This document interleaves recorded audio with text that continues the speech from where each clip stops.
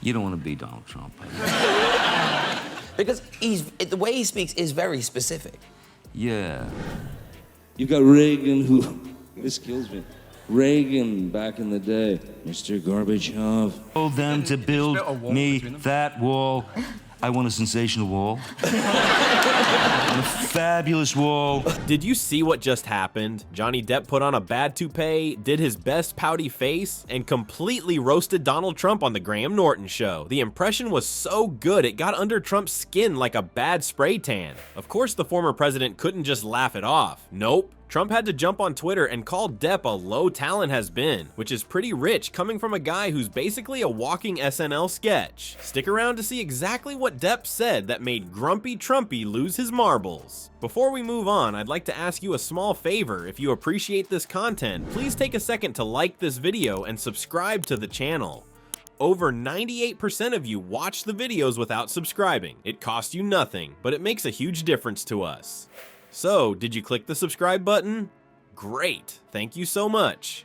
Now, back to the video. Johnny Depp, the guy who spent decades playing characters with scissors for hands and pirates who can't walk straight, just added another wild role to his collection, Donald Trump impersonator. And let me tell you, this wasn't just another celebrity doing a Trump voice for cheap laughs. This was next level mockery that hit a nerve. I like that idea. And then he said, how would you like to play Donald Trump? And I loved that idea. Donald Trump. I'm going to build a wall. I didn't care if I knew if I was capable or not, you know. I wanted to try, so yeah, so I did my bit as Donald Trump. When Depp showed up on the Graham Norton Show, he didn't just talk about his movies or whatever new Tim Burton project he's working on. Nope, he went full Orange Goliath mode, slapping on this ridiculous blonde toupee and transforming his face into that signature Trump pout we've all seen a million times on TV. But what really set Depp's impression apart from the army of Trump mockers was his attention to the small stuff. You don't want to be Donald Trump. Because the way he speaks is very specific. Yeah. You got Reagan, who, this kills me. Reagan back in the day, Mr. Garbage Huff. Told them to build me that wall. I want a sensational wall. A fabulous wall. Depp didn't just do the obvious Trump things, he went deep into Trump's vocal territory, nailing those rambling sentences that start nowhere and end up even further from the point. He peppered his speech with Trump's favorite words, throwing in tremendous and beautiful in that uniquely Trumpian way that makes everything sound like he's trying to sell you a timeshare. The audience wasn't just laughing, they were howling because they recognized the truth beneath the comedy. What's extra spicy about this whole situation is that Depp isn't some professional Trump basher who does this for a living. He's not a late night host or SNL cast member whose job is political satire. He's just an actor who decided to take a swing at the former president, which somehow made the punch land harder. It's like when your quiet friend suddenly drops the perfect insult. You never saw it coming, so it's twice as funny. I don't remember what the question was, but it doesn't matter because I'm not going to answer it anyway. You know, I mean, really, no. I mean, so, no. Because everything is mine. He was difficult. Because how do you approach that, you know?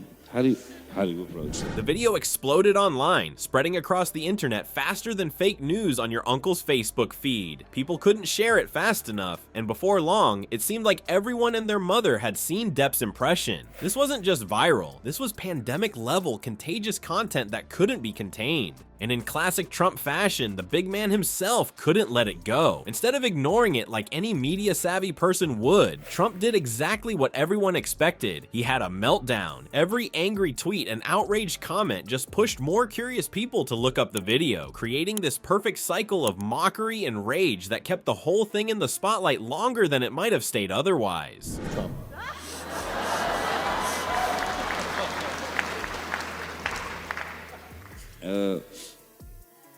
The absurdity of where his sentences might travel. I approached Donald Trump as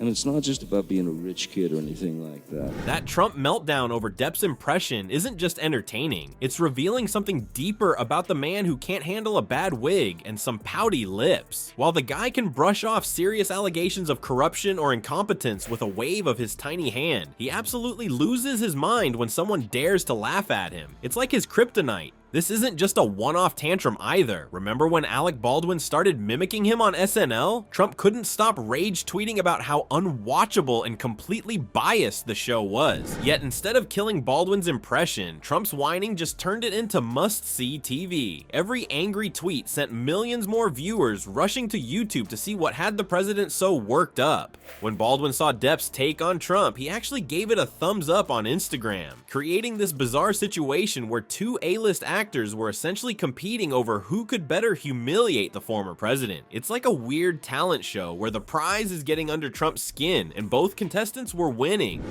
I approached Donald Trump as what you kind of see in him when you really watch him.